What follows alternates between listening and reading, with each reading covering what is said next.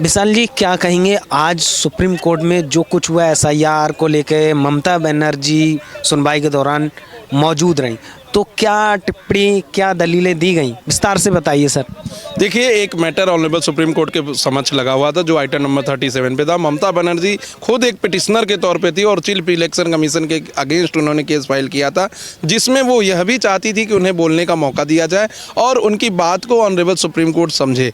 और शुरुआत में ऐसा लग रहा था कि ऑनरेबल सुप्रीम कोर्ट उनको नहीं ट्रीट करेगा, लेकिन क्योंकि कॉन्स्टिट्यूशनल प्रोविज़न है under article 21 of the constitution of India की हर व्यक्ति को सुने जाने का अधिकार है और किसी को भी यह मना नहीं किया जा सकता कि आपको सुनेंगे नहीं, और वो एक पार्टी के तौर पे थी तो उनका तो सुनना का और अधिकार है।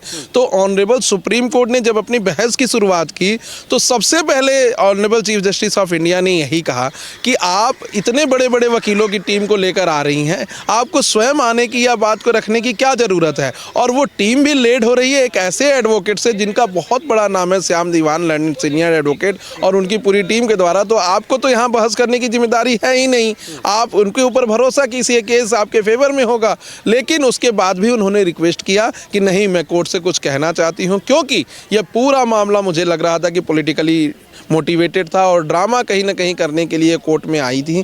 और इन्होंने कोई भी ऐसा लीगल इशू नहीं उठाया जिस पर ऑनरेबल सुप्रीम कोर्ट उसको कंसीडर करे। इन्होंने सिर्फ ऐसे पॉलिटिकल इश्यूज को उठाया जिस पर ऑनरेबल सुप्रीम कोर्ट ने सुना। हालांकि इनके जो सीनियर एडवोकेट अपीयर हो रहे थे उन्होंने ये बात कही कि कुछ ऐसी माइक्रो ऑर्गेनिज्म के तौर पर खामियां हैं जिसको ऑनरेबल सुप्रीम कोर्ट को देखना चाहिए। अब एसआईआर के मुद्दे पे अगर हम बात करें तो ये कॉन्स्टिट्यूशनल राइट है इलेक्शन कमीशन का अंडर आर्टिकल 324 सब क्लॉज 4, 5, 6 में कि वो एसआईआर समय समय पर कराए, इलेक्टोरल रोल में जो त्रुटियां हों उसको सही कराए और सभी पार्टी को सुने जाने का और कहे जाने का पूरा अधिकार दे कि उनका नाम क्यों काटा गया या डिलीट किया गया। तो इसमें किसी को कोई समस्या होनी ही नहीं चाहिए थी। इसके पहले भी 7 एसआईआर हो चुके हैं, कभी किसी पॉलिटिकल पार्टी ने विरोध नहीं किया, चाहे कोई पक्ष में रहा हो चाहे विपक्ष में रहा हो। तो अब ये विरोध करना कहीं ना कहीं बहुत ही गलत है। तीसरी चीज़ मैं कहना चाहता हूँ कि जब honourable chief justice of India एक जज के तौर पर सुप्रीम कोर्ट में काम कर रहे थे तो दिल्ली के अंदर घुसपैठिए का मामला उनके पास आया था।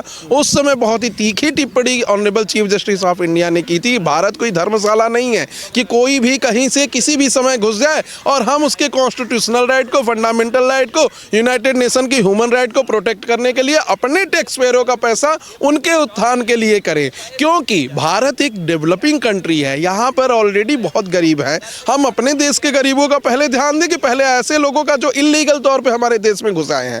तो वही चीफ जस्टिस ऑफ इंडिया अभी मैटर को सुन रहे हैं, वो कहीं से भी एक्सेप्ट नहीं करेंगे कि कोई भी इलीगल तौर पर भारत में आ जाए और वो हमारे प्रतिनिधि को चुने और वो प्रतिनिधि देश के मुख्यमंत्री को और प्रधानमंत्री को चुने। तो कहीं ना कहीं जो इलीगल माइग्रेंट्स हैं, जो अवैध घुसपैठिए हैं, उनको रोकने के लिए ऑनरेबल सुप्रीम कोर्ट और हमारा संविधान बहुत ही दृढ़ता से लगा हुआ है। आगे चलकर यह आपको देखने को मिलेगा कि जो कॉन्स्टिट्यूशनल राइट, वोटिंग राइट है, वो तो ऑनरेबल सुप्रीम कोर्ट प्रोटेक्ट करेगा, क्योंकि अंडर आर्टिकल 21 ये फंडामेंटल राइट है सबका वोट कास्ट करने का। लेकिन जो अवैध तरीके से देश में घुस आए हैं उनका प्रोटेक्शन सुप्रीम कोर्ट और भारत सरकार और स्टेट की सरकार को नहीं करना चाहिए, क्योंकि उनकी कोई वैलिडिटी नहीं है वो कब आए और कब गए। और यही वो लोग हैं जो किसी भी समय सरकार में, देश में, प्रदेश में ऐसे माहौल को क्रिएट कर सकते हैं जिससे कि संवैधानिक संस्थानें फेल हो जाएं।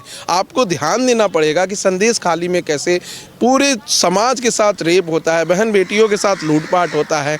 आपको ध्यान देना होगा कि कैसे बंगाल के एक छोटे से गांव को कैद कर लिया जाता है क्योंकि उस गांव के लोग ममता बनर्जी के पार्टी से इतर दूसरी पार्टी को पसंद करते थे। आरजी कर का मामला कोई भूल नहीं सकता है, जहां खुद प्रोटेस्ट पे उतर जाती हैं। इनका बयान कोई भूल नहीं सकता जब कहती हैं कि बच्चियों को बाहर 9 बजे रात को नहीं निकलना चाहिए। ये खुद अभी एक अपने कानून में लेके आए हैं कि 10 लाख रुपए उस बच्ची को देंगी जिसको रेप होगा। आप रेप को रोकने की कोशिश करेंगे कि 10 लाख रुपए देने की कोशिश करेंगी? तो कहीं ना कहीं बंगाल के अंदर पूरी तरीके से कॉन्स्टिट्यूशनल मैकेनिज्म फेल है। Under article 355, 356, read with article 365 केंद्र सरकार को वहां आपातकाल लगाना चाहिए। अब देर हो रहा है और एक ऐसा समय आ जाएगा जब केंद्र सरकार हाथ मलती रह जाएगी और बंगाल के नागरिकों की सुरक्षा नहीं कर पाएगी। समय सही है, इसी समय लगाना चाहिए। आईपैक के मामले में हम देखते हैं एक प्राइवेट संस्थान को बचाने के लिए देश में पहली बार एक मुख्यमंत्री खुद चला जाता है उस संस्थान में, डीजीपी, एआईजी, एसएचओ, इंस्पेक्टर सबको लेकर, और उनसे ईडी सीबीआई से मारपीट करता है, फाइलें छीन लाता है, गाड़ी में रख देता है और चला जाता है। तो एक स्टेट हेड का स्टेट एक प्राइवेट पार्टी को बचाने के लिए अगर वहां जाएगा, इलीगल माइग्रेंट को बचाने के लिए सुप्रीम कोर्ट आएगा और लोगों से कहेगा कि हमारे कॉन्स्टिट्यूशनल राइट्स का हनन हो रहा है, तो ऐसे देश नहीं चलेगा। बंगाल कोई ऐसा देश नहीं है जो भारत से अलग है। बंगाल एक राज्य है और राज्यों का ये दायित्व है कि वो संघ को हर बात की रिपोर्ट करें और संघ से मिलकर चलें। हमारे जो कॉन्स्टिट्यूशनल मेकर्स थे, और ख़ास तौर पर मैं कहना चाहूँगा सरदार वल्लभ भाई पटेल जी को, उन्होंने सारी रियासतों को एक किया था, तोड़ने के लिए अलग अलग नहीं किया था। अगर ममता बनर्जी ये समझ रही हैं कि बंगाल के अंदर हम अपना संविधान अलग से लाएंगे, बंगाल को बाद में काट के अलग से देश बना लेंगे, तो ये उनकी भूल है। भारत सरकार, भारत के लोग उन्हें कभी माफ नहीं करेंगे। अभी जो उनकी कृत्य है वो बहुत ही अमर्यादित है और असंवैधानिक है। अच्छा, ममता बनर्जी का ये भी कहना है कि असम में भी तो चुनाव है, वहाँ एसआईआर नहीं हो रहा है, लेकिन बंगाल को टारगेट किया जा रहा है, बंगाल के लोगों का हक मारा जा रहा है, उसकी लड़ाई वो लड़ रही हैं। देखिए, यही सवाल जब बिहार में एसआईआर हुआ था तभी विपक्ष के लोगों ने उठाया था और उनका साफ साफ कहना था कि बिहार में चुनाव है इसलिए एसआईआर कराया जा रहा है, पूरे देश में क्यों ना करा जाए। चीफ इलेक्शन कमीशन ने इसके लिए एक प्रेस कॉन्फ्रेंस की। उन्होंने 8-8 स्टेट के भाग में कई सारे पार्ट में बांट दिया और कहा कि इस समय से इस समय तक इन स्टेट्स में एसआईआर होगा। बंगाल में और असम की वो कंपैरिजन कर रही हैं। बंगाल और उत्तर प्रदेश का कंपैरिजन क्यों नहीं किया जा रहा है? बंगाल में 58 लाख लोगों का नाम कटा है, उत्तर प्रदेश में 2.5 करोड़ लोगों का नाम कटा है। क्या उत्तर प्रदेश में एसआईआर नहीं हो रहा है? क्या उत्तर प्रदेश में चुनाव नहीं है? क्या उत्तर प्रदेश में लोगों का कंसर्न नहीं है कि जो पॉलिटिकल पार्टी अभी वहां पे हेल्ड है उसी के ज्यादातर वोट कट रहे हैं? तो कहीं ना कहीं ऐसी ओछी मानसिकता के साथ आगे बढ़ना बहुत ही गलत है। इलेक्शन कमीशन को उनका काम करने दें। कोई भी अगर करेक्शन कराना होगा या नाम डिलीट हो गया होगा, उसके लिए पोर्टल पे ऑनलाइन सारे डाटा हैं और आप अपने बीएलओ से मिलकर उसको सही करा सकते हैं। चुनाव आयोग ने बीएलए नियुक्त करने के लिए पॉलिटिकल पार्टी को कहा है कि अगर आपको नहीं हमसे विश्वास है तो बीएलओ के साथ अपने पॉलिटिकल पार्टी का एक बीएलए भेजिए। बीएलए पूरे जाके मैकेनिज्म को बताएगा कि इनका नाम नहीं डिलीट होना चाहिए, ये हाउस नंबर में रहते हैं, ये व्यक्ति हैं और इनका नाम ऐड करिए। ऐड होगा नाम, कौन मना कर रहा है? अगर तब भी चुनाव आयोग नहीं ऐड कर रहा है तब आप ऑनरेबल सुप्रीम कोर्ट का दरवाजा खटखटाइए, क्योंकि सुप्रीम कोर्ट में अभी ये मुकदमा सब जुडिस है, खत्म नहीं हुआ है। अगर एक व्यक्ति का भी नाम कटेगा तो उसके कॉन्स्टिट्यूशनल राइट को प्रोटेक्ट करने के लिए कॉन्स्टिट्यूशनल गार्जियन सुप्रीम कोर्ट यहाँ पे बैठा है। लेकिन अगर आप hue and cry on the basis of illegal fact करेंगे तो कहीं ना कहीं ये पूरे संविधान के लिए, देश के लिए खतरा है। आप अपने देश में एक ऐसे प्रदेश में रह रहे हैं जहाँ बहुत ही संभ्रांत प्रदेश था, वहाँ पर आप अपने बीएसएफ को जमीन नहीं दे रहे हैं, वहाँ आप इलीगल माइग्रेंट को रोकने के लिए ये बयान देते हैं कि पूरे देश को हिलाकर रख दूंगी अगर किसी ने बंगाल को छूने की कोशिश की। आप ये बयान देते हैं कि महिलाएं 9 बजे के बाद ना निकलें क्योंकि हम मानते हैं कि उनके लिए खतरा है। तो आप एक पॉलिटिकल लीडर होने के नाते, एक महिला होने के नाते महिलाओं का दर्द नहीं समझ पा रही हैं, तो कैसे आपसे उम्मीद लगाया जाए कि आगे चल के जब आप मुख्यमंत्री फिर से चुन के आएंगी तो वहां पर सुरक्षा प्रोवाइड कराई जाएगी? ममता बनर्जी इसी चीज़ को लेकर तो बोल रही हैं कि जो घुसपैठियों का मुद्दा बना रही है भाजपा, वो प्रोपेगेंडा, चुनाव जीतने के लिए ये सारा षड्यंत्र रचा जा रहा है। इस पर मैं कहना चाहूँगा कि अभी की जो स्थिति है और बंगाल के लोगों से जो मेरी बात हुई है, अभी ममता बनर्जी चुनाव हार नहीं रही हैं, चुनाव जीत रही हैं, क्योंकि मीडिया को बंगाल के अंदर घुसने नहीं दिया जा रहा है, कोई स्टिंग ऑपरेशन या फिर कोई प्रेस कॉन्फ्रेंस करने नहीं दिया जा रहा है। दूसरा चीज़, जो बीएलओ भी नियुक्त हुए हैं वो राज्य सरकार की जिम्मेदारी होती है कि बीएलओ को नियुक्त करना, और बीएलओ इसमें जो नियुक्त हुए हैं वो कहीं ना कहीं टीएमसी के पार्टी के लीडरों से जुड़े हुए हैं। कई सारे बंगाल के लोग हमसे यह भी बता रहे थे कि वो लोगों को बोला गया है कि इलीगल माइग्रेंट्स का नाम भी आप ऐड करिए, जो होगा हम देख लेंगे।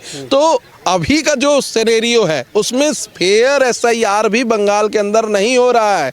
यह बात कोई ध्यान नहीं दे रहा है, ये ध्यान देने योग्य बात है क्योंकि ये ग्राउंड जीरो से रिपोर्ट आई है। और तीसरी बात कहना चाहूँगा कि ये ममता बनर्जी जो एसआईआर की बात कर रही हैं, अवैध घुसपैठियों की बात नहीं कर रही हैं, जो बाबरी मस्जिद की बात कर रही हैं, लेकिन कलकत्ता में काली मंदिर के प्रोसेसन को चलने की बात नहीं कर रही हैं, जो मुहर्रम के लिए और तमाम मुस्लिम धर्म के त्योहारों के लिए बात करती हैं, लेकिन भारतीय और हिंदुओं के त्योहारों के लिए बात नहीं करती। कैसे मान लिया जाए कि कलकत्ता के अंदर, संदेश खाली के अंदर और बंगाल के तरह तरह के पार्ट में ऐसी इलीगल एक्टिविटी नहीं हो रही जिससे बंगाल के लोग आज प्रताड़ित हैं। कई सारे ऐसे संभ्रांत लोग हैं जो आज बंगाल से बंगाल को छोड़ चुके हैं और दूसरे प्रदेश में जाके बस रहे हैं सिर्फ इसलिए क्योंकि वो सुरक्षित रहना चाहते हैं। अभी एक शिक्षिका का वीडियो सामने आया था, वो कह रही थी कि वो क्लास में जब पढ़ती हैं तो उन्हें पढ़ाने नहीं दिया जाता है सिर्फ इसलिए क्योंकि वो एक हिंदू हैं। तो जब एक महिला शिक्षिका जो एक टीचर है, जो बच्चों को पढ़ा लिखा के आगे बढ़ा रही,